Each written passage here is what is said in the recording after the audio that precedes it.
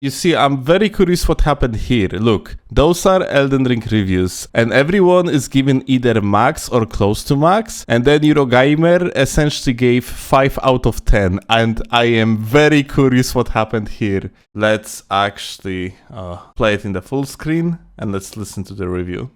My first steps into the Shadow Realm are with bare feet and an empty head.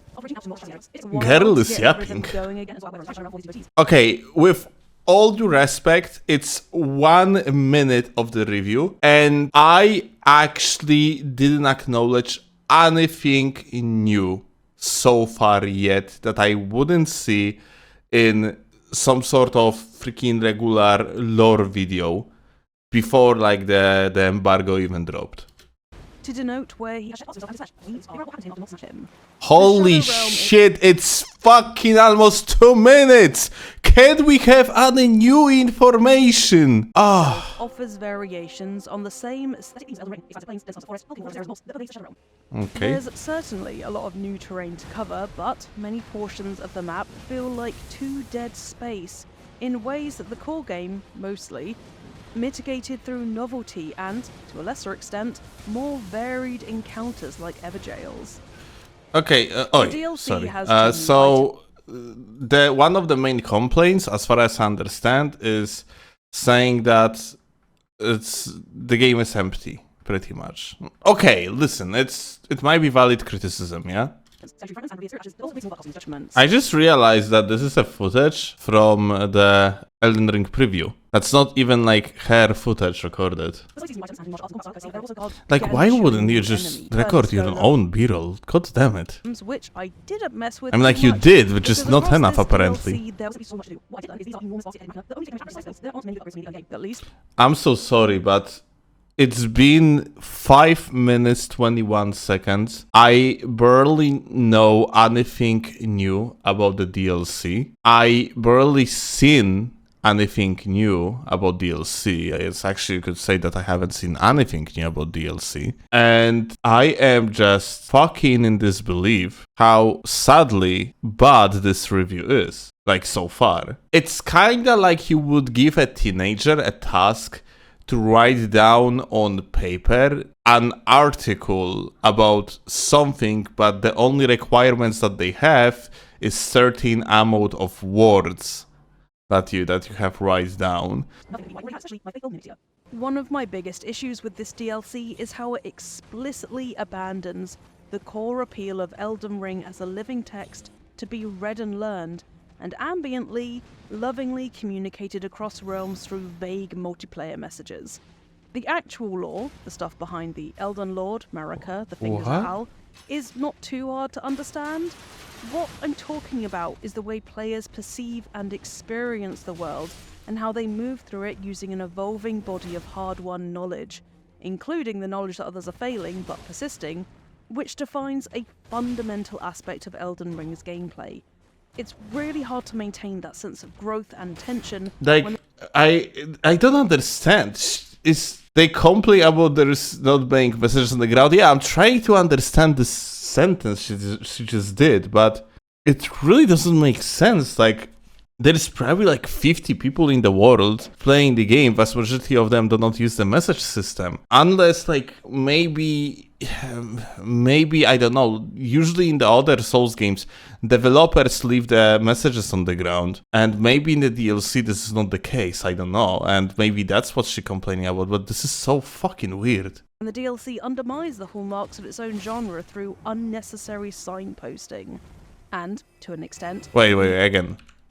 Hard to maintain that sense of growth and tension when the DLC undermines the hallmarks of its own genre through unnecessary signposting. Unnecessary. Okay, like, I am fucking going crazy, I think. Like, is she complaining about too many messages or not enough? Move through it using an evolving body of hard-won knowledge, including the knowledge that others are failing but persisting, which defines a fundamental aspect. Okay, she's complaining about lack of it. Really hard to make and, to an extent, the unavoidable linearity of a DLC that revolves around one clear premise. So...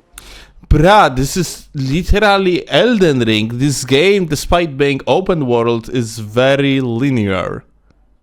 For some examples, at one point I enter a dungeon with an official message at the entrance, explicitly telling me to hit them where they're weakest, referring to the dungeon's golem-like constructs.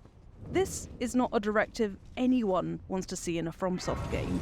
So she's complaining about messages being there?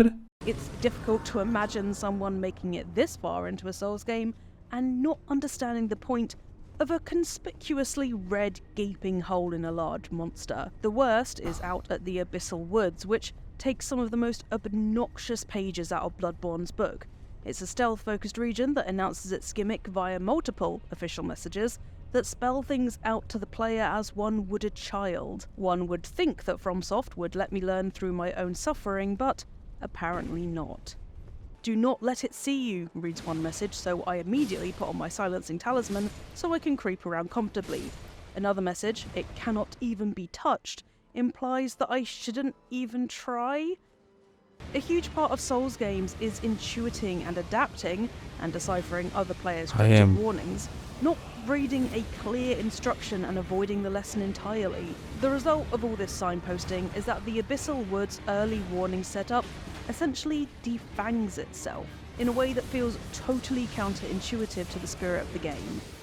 Compounding the issue is how the creatures of the Abyssal Woods themselves are also a thinly reheated Bloodborne concept, and so, altogether, the entire area ends up feeling like an empty disappointment. I am just... Holy shit. Like, there is so much wrong about this review. Aside from literally basically almost no content in the review itself, just straight up yapping. It's like, I fucking hate the audio mixing. Why the fuck she's so quiet? We have the video on 100%. If I knew that's going to be like that, I would install some sort of the volume increasing plugin, because otherwise it's just unlistenable. Like, this is fucking crazy. Any Souls-like, there are times where I have to walk away from a boss fight before I get shamefully tilted. This has never been more true than for the final boss in Shadow of the Erdtree, which I make 49 miserable attempts to kill, before realizing I have to set it aside for now. Okay, so like she says that like the final boss is basically too strong until you're gonna get stronger, probably through the new like way of increasing power of your character, yeah? So she didn't kill like all the bosses yet, I assume. These encounters as a display of hardness and unforgiving brutality in its flagship genre is not surprising. But there is a point at which this becomes one-dimensional, and as such, pointlessly maddening. I know that point. Get fucking good! Strategy A doesn't work for you, just swap to strategy B. Like, if you cannot manage dodging, then get yourself a fucking shield. Especially if this is the final boss encounter. If we wish to follow Mikla's example of shedding the old ways and rejecting tradition, a more meaningful approach might be to rethink how this sort of impassibility Oh my god! Oh, this is such a pain to listen to. Oh, Jesus Christ. Dude is really saying that you should fucking make easier games, basically. True that this distinct type of FromSoft engineered frustration is an indispensable part of the Souls experience. Can we skip? No, we cannot. You are suffering through it with me. Object until through sheer luck and serendipitous timing, you somehow prevail. This, however, feels like difficulty for difficulty's sake turned up to 11. Perhaps she is still onto the topic of difficulty when she delivered the message like a fucking 5 minutes ago, dude. My time spent in its grasp, but I'm just not sure if I can share the same fullness of warmth with Shadow of the Erdtree. Despite its strange dispersion of active areas and uncharacterizingly infantilizing hand-holding for encounters that should be learned through repeated failure, Shadow of the Erdtree still has its share of Elden Ring's brilliance, weird little dudes and obscure secrets and goofy cheesing and all. But perhaps trying to combine the inherent focus of a largely self-contained DLC with the narrative flexibility and open-world freedom of Elden Ring, the concept that set it apart from its Souls brethren, was always going to make for an incongruous match. Shadow of the Erdtree was reviewed by Alexis Ong and narrated by yours truly, Zoe Delahunty-Light. If you want to read this review in more detail, you can find its full version at Eurogamer.net. I don't.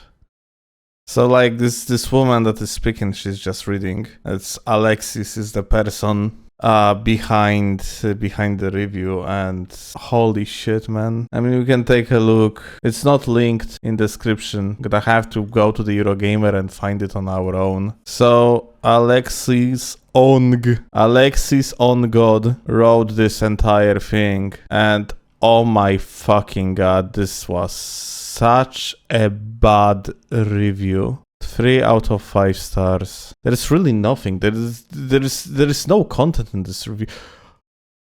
Do you see this fucking max level, dude? Oh my god.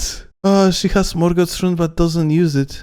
This is not that much of the health, by the way. It's not even 60 vigor, I think. It's like 50. Fuck, man. Wow, that was fucking bad. No, like, okay, so we had an example of probably the best review that was essentially crafted by Boomstick, and Eurogamer that released literally the worst one. And yeah, that was fucking god-awful. And Jesus fuck, Eurogamer, what the hell did you release? It was... Someone has to redo this review. It was awful. Alexis Ong did quite a fucking bad job here, that's for sure. It's not about like, you know, people can have their own opinions, and you might have even negative opinion about the DLC, despite the overall scope being that like the DLC is amazing. It's fine. It's just not about that. Like the issue is with the entire structure of it. It's just bad. It's just dog shit. Like you as a viewer or reader know nothing new after listening or reading to the review. It just brings nothing, and arguments that are against the DLC are just also out of the fucking ass. There is like shit tons of Gideoning and using of the high words, but literally there is no fucking content behind it. Holy shit, such a bad review.